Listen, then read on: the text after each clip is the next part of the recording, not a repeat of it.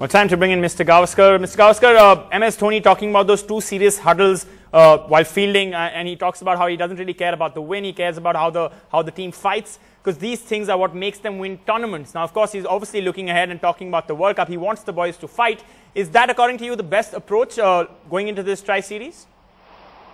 Well, this 4 matches that they have, and in case they qualify for the finals, 5 matches, is ideal preparation for the World Cup. So they've got to look at different aspects of the game. They've got to look at how they bat when they're batting first, or how they chase. So all these factors will certainly help them prepare much better for the World Cup. They'll also know what their strengths and their weaknesses are. They'll also know the kind of bowling combination that they need on these kind of surfaces. So in a sense, you would say that, yes, I think those huddles were right in reminding the players about that.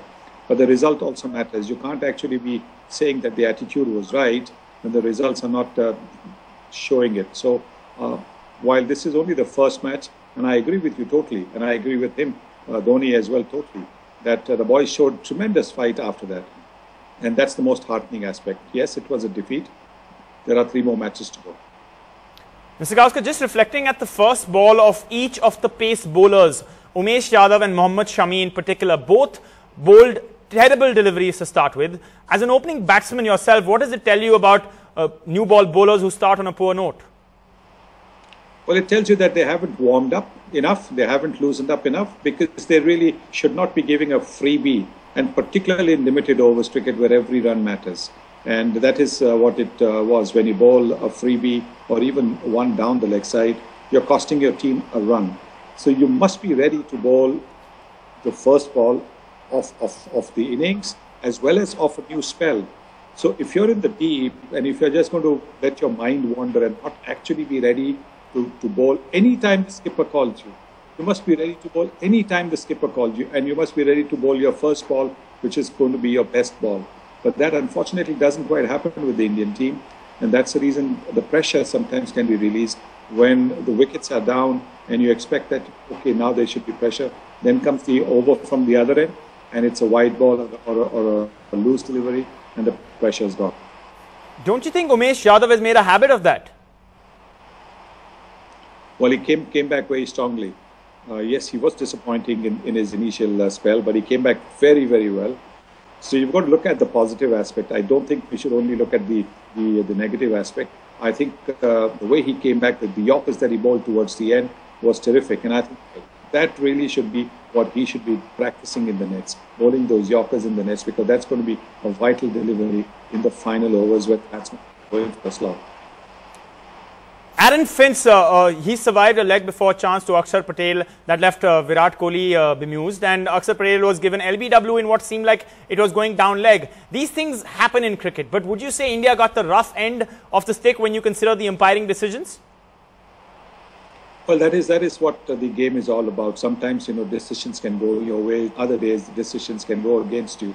So this is what happened today. Maybe in the next match, or in a match which is actually of vital importance, the calls will go India's way.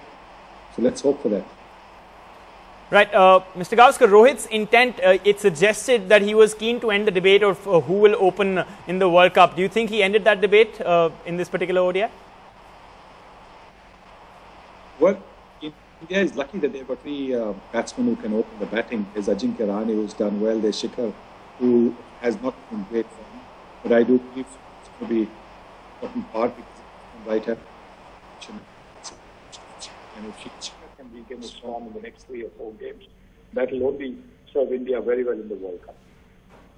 Mr. Gavaskar, you and Mohammad Azharuddin hold the record for the highest ODI partnership at the MCG, but Rohit and Raina came within 6 runs of that record. Would it be fair to say that these 2 players, they just look different batsmen in coloured clothing?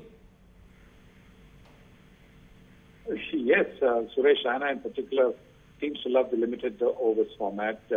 He just backs himself, which he somehow doesn't seem to do when he's playing test matches. But then again, he really hasn't had a regular place in the test 11. So that is not easy to come back into the test team and to feel at home over there. But in one-day cricket, he and Rohit Sharma, Rohit's got 2 double hundreds out of his 600s. He's got 2 huge double hundreds. So it just tells you that he feels much more at home in limited overs cricket. Mr. Gavaskar, just to talk about a little bit about Australia's bowling, Mitchell Starc was brilliant. Do you think the fact that their death bowling is just way better, they gave away only 30 runs than ours, that proved to be the difference in a sense again? It will always be the difference. The team that bowls well in the death overs, they will strangle the opposition. They will not allow them to score those extra 20 runs that can make the difference between victory and defeat. And that's what India has got to strive to do. As I told you, I was quite impressed with the way Umesh Yadav came back. Mohammad Shami usually bowls a very good Yorker. And Bhuvneshwar Kumar is not quite the bowler that you would want to bowl in the final over, because his pace is just about right. And because he's not expressed, he's not able to get the Yorker right. So having him bowl the final overs is taking a bit of a risk.